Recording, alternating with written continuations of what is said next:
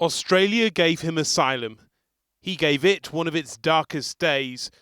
This is the Iranian-born attacker who was known to the police and to the public, whose personal chaos and political motives appear to have combined.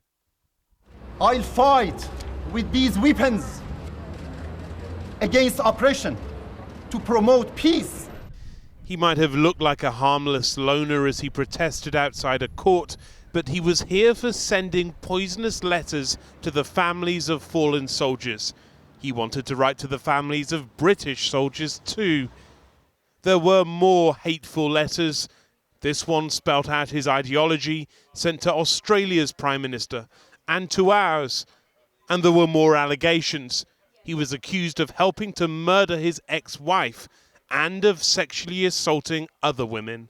It could have been avoided, now the other two people that lost their lives, we felt bad for their families too, His next appearance was through the window of the Lindt Cafe, but this was far from the sophistication of the type of attack we once feared the most. He'd forgotten his IS flag, ordering hostage negotiators to bring him a new one. There isn't even any evidence he speaks Arabic, so in a sense he is very much what we call a lone wolf, with no obvious ties to any kind of formal organisation or group.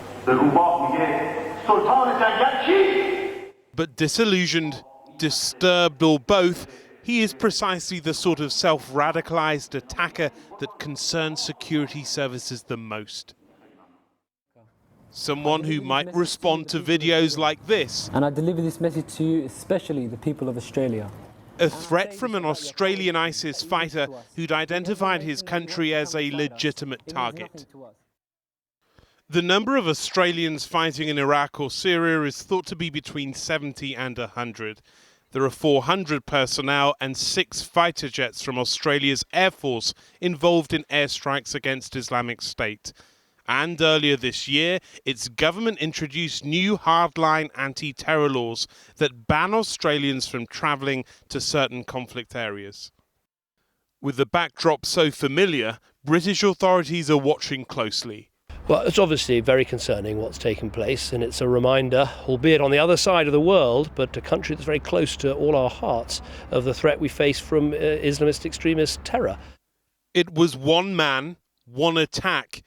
But from the mayhem of Sydney, there might be lessons for many countries to learn.